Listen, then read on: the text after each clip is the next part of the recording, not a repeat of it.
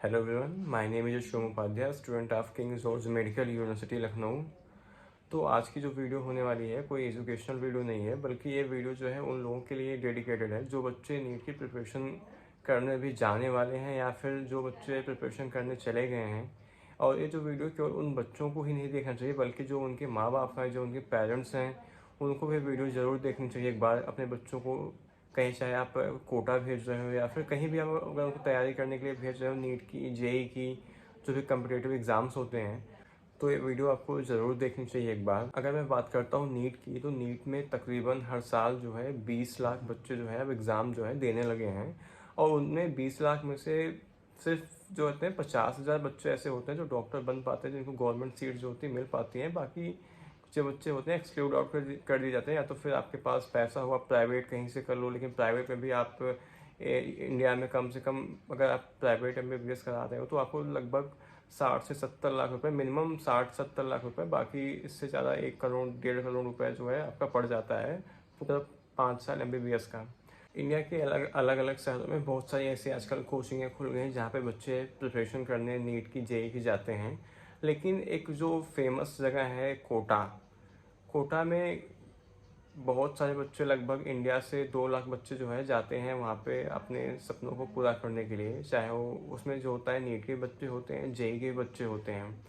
तकरीबन 2 लाख बच्चे जो होते हैं हर साल जाते हैं कोटा में। लेकिन अभी 2 दिन पहले की बात है, एक महाराजगंज, यूपी के महाराजगंज का एक लड़का था, उसने सुसाइड कर लिया। और सुसाइड उसने क्यों किया? जस्ट बिकॉज कि उसके टेस्ट में जो मार्क्स थे कम आ गए, और इस डर से कि उसके माँ बाप उसे क्या कहेंगे, डांटेंगे, इस वजह से उसने क्या किया, सुसाइड कर लिया।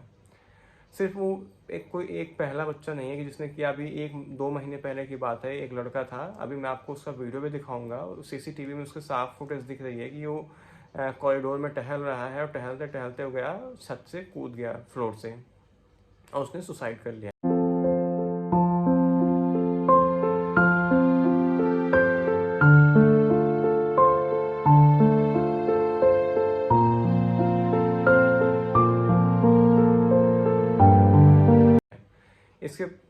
इसके अलावा बात करता हूँ, 3-4 महीने पहले की बात, एक लड़की थी, उसने भी सुसाइड कर लिया। तो ऐसे बहुत सारे केसेस जो हैं कोटा में हमेशा सुनाई पड़ते हैं, सुसाइड के जो केसेस होते हैं। क्यों?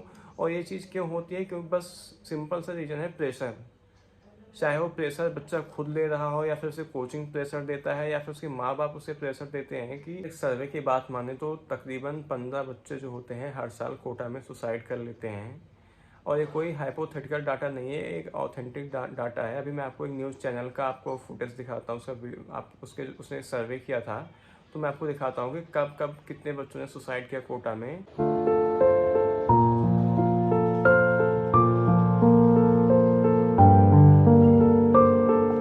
तो देखो, सिंपल सी बात है कि मैं आपको बोलना चाहता हूँ कि आपके लाइफ से बड़ा कोई डॉक्टर, इंजीनियर बनना नहीं है।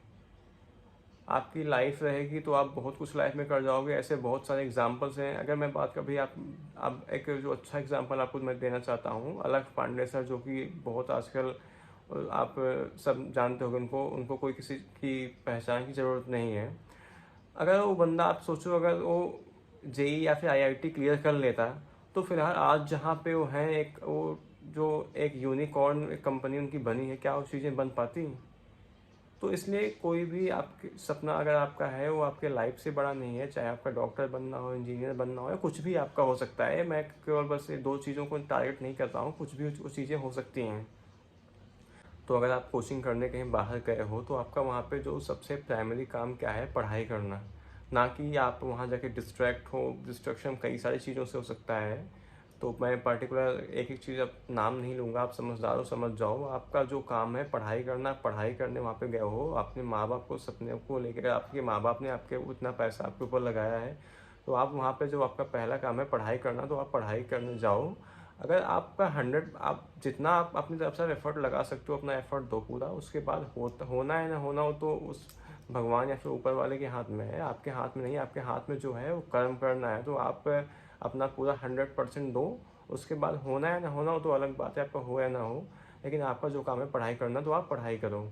और पेरेंट्स को भी एक बात समझनी चाहिए कि अपने बच्चों पे अनावश्यक कोई भी प्रेशर ना दें कि आप, तुमको टॉप ही करना है ना, आप तुमको 720 में से 700 नंबर लाना है, है ना, 720 में 720 लाना है, तो ऐसा इतना बच्चों पर प्रेशर आप मत डालिए।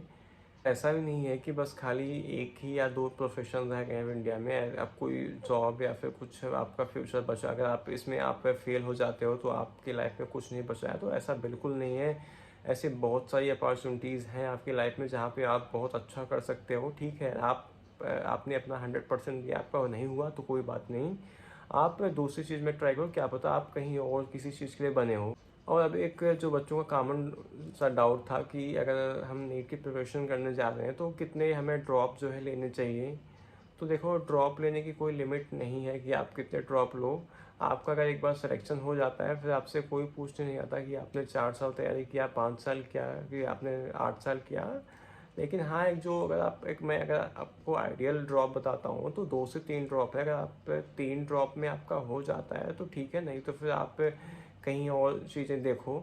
तो एंड में चीज़ों को मैं फिर से कंक्लूड करना चाहता हूँ, सिंपल सी बात है, अगर आप बच्चे हो, आप प्रिपरेशन करने जा रहे हो, तो खुद को आप वहाँ पे मोटिवेटेड रखो, नेगेटिविटी से दूर रखो, डिस्ट्रैक्शन से दूर रखो, और जिस काम के लिए आप जा रहे हो उस चीज़ के लिए आप डेडिकेटेड रहो, उसमें अपना 100% दो।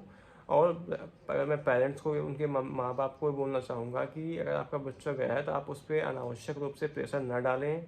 आपको उसको समझने की ज़रूरत है। आप उसको, अगर उसके मार्क्स नहीं अच्छे आते हैं तो आप उसको समझाइए, ना कि उस पर प्रेशर बनाइए कि आपको अगले टेस्ट में 650 लाना है या फिर कोचिंग में टॉप करना है। आपके लाइफ से बड़ा कोई भी कैरियर नहीं है। अगर आपकी लाइफ रहेगी तो आप बहुत कुछ अच्छा कर ले जाओगे। इसलिए हमेशा पॉजिटिव सोचो, पॉजिटिव लोगों के साथ रहो। मेन चीज़ आप कैसे, ये भी डिपेंड करता है कि आप कैसे लोगों के साथ में हो। इसलिए हमेशा जो है वो एक अच्छे लोगों का साथ पकड़िए। आप जहाँ भी जा रहे हैं, आप अच्छे लोगों के साथ रहेंगे तो आपके साथ भी अच्छा ही होगा, नहीं तो फिर। तो फिलहाल इस वीडियो में इतना ही, जो मेरा मेन मोटिव था मैंने आपको इस वीडियो में समझा दिया है। मैं वीडियो देखने के लिए थैंक यू सो मच। अगर आपको वीडियो पसंद आई हो तो प्लीज़ चैनल के सपोर्ट में एक सब्सक्राइब और एक लाइक कर दीजिएगा वीडियो को। Thank you so much.